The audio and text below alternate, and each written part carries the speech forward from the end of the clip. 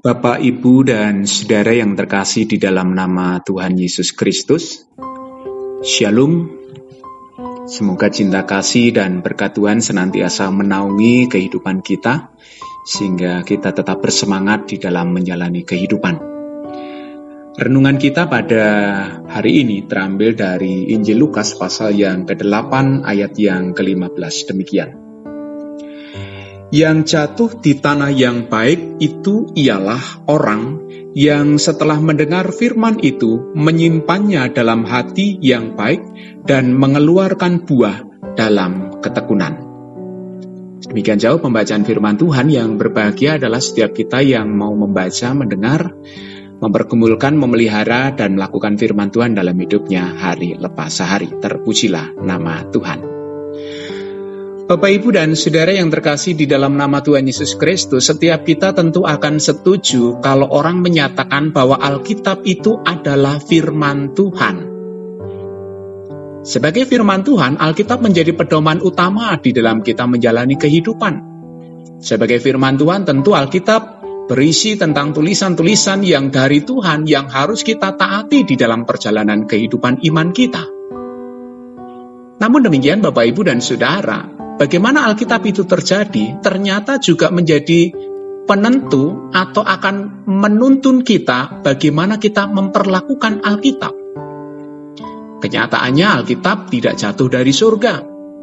Alkitab bukan tulisan Tuhan yang ditulis secara langsung dari surga. Alkitab juga bukan sesuatu yang kemudian secara otomatis ada dan kemudian kita hanya bisa mentaatinya sedemikian rupa. Di dalam kehidupan iman Kristen, Alkitab kita pahami sebagai sebuah catatan sejarah orang-orang percaya pada masa lampau yang mengalami perjumpaan dengan Tuhan. Perjumpaan inilah yang menjadi sebuah pengalaman iman yang mereka tulis sedemikian rupa, digabungkan dengan konteks zaman yang ada, memakai bahasa yang ada pada masa itu, bahkan ilmu pengetahuan pada masa itu, dan sebuah keyakinan utama di dalam kehidupan mereka ada karya Tuhan yang dinyatakan di dalam kehidupan mereka. Dari situlah setiap kali kita membaca Alkitab, kita sedang membaca sebuah pengalaman iman yang luar biasa. Kita sedang membaca sebuah buku diari bagaimana orang-orang masa perjanjian lama, masa yang lalu mengalami perjumpaan dengan Allah sedemikian rupa, dan dari situ mereka mengalami sebuah pencerahan dengan dinamika yang tentu berbeda-beda pada setiap orang. Bapak, Ibu, dan Saudara yang terkasih di dalam nama Tuhan Yesus Kristus, itulah sebabnya ketika kita membaca Alkitab, tentu tidak boleh kita membacanya hanya sekedar membaca saja. Karena ketika kita hanya membaca saja sedemikian rupa, tanpa mau tahu bagaimana latar belakang, bagaimana pergumulan yang dihadapi oleh penulis pada masanya, kadang-kadang kita akan kehilangan makna dasar yang hendak disampaikan dan dipesankan di dalam firman Tuhan tersebut. Menarik Bapak, Ibu, dan Saudara, ketika banyak orang datang berduyun-duyun, berbondong-bondong mengikuti Yesus, dan semuanya ingin mendengarkan firman Tuhan, ingin mendapatkan pengajaran. Mungkin beberapa orang datang karena melihat pengharapan, beberapa yang lain melihat berbedanya Yesus dengan para guru yang lain yang begitu peduli. Sementara yang lain mungkin datang karena mujizat, sehingga mereka merasa tertarik. Melihat situasi yang demikian, Yesus memberikan sebuah perumpamaan bahwa ternyata kenyataannya untuk bisa mendengar firman Tuhan dan kemudian menjadi pelaku firman Tuhan itu bukanlah perkara yang mudah. Ada filter yang akan menyaring apakah firman Tuhan itu sungguh-sungguh akan menjadikan pedoman bagi mereka dalam menjalani kehidupan, ataukah sekedar sesuatu yang memuaskan keinginan semata. Bapak, Ibu, dan Saudara, firman Tuhan diibaratkan oleh Tuhan Yesus sebagai sebuah benih yang ditabur, jatuh di pinggir jalan, yang itu memberikan sebuah gambaran orang yang mendengar firman Tuhan, bertumbuh sejenak. Apa yang terjadi berikutnya? Iblis datang mengambil firman itu dalam hati mereka. Ini bisa saja kita alami dalam kehidupan kita. Berulang kali kita membaca Alkitab, tetapi berulang kali kita kesulitan memahami maknanya. Berulang kali kita membaca Alkitab, tetapi berulang kali pula kita tidak mengerti pesannya. Ternyata iblis telah datang merampas firman Tuhan itu sehingga kita tidak bisa mengerti. Beberapa yang lain jatuh di tanah yang berbatu-batu. Mendengar firman Tuhan, menerimanya dengan gembira, menyetujuinya, tetapi ternyata hanya berakar sebentar. Karena kehidupan itu begitu berat, maka katakan amin setelah membaca firman Tuhan, tetapi begitu berhadapan dengan pergumulan kehidupan yang berat, firman Tuhan tidak pernah berbekas, firman Tuhan tidak pernah berakar di dalam hati dan kehidupannya. Bahkan beberapa yang lain jatuh ke semak duri.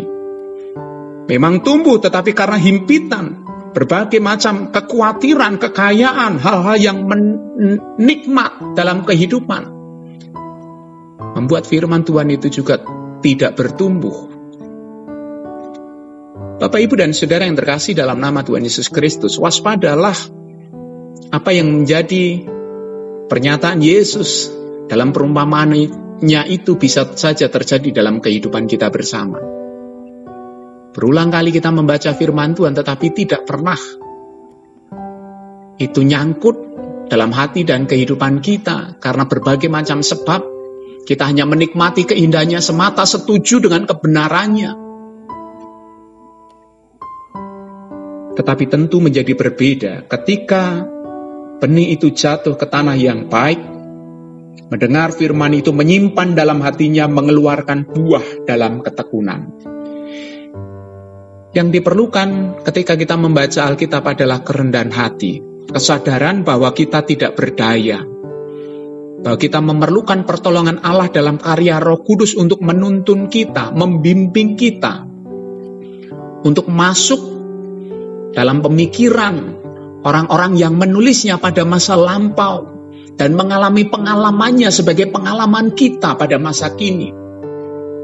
Sehingga kita kembali mendapatkan pencerahan, kita mendapatkan ide dan gagasan.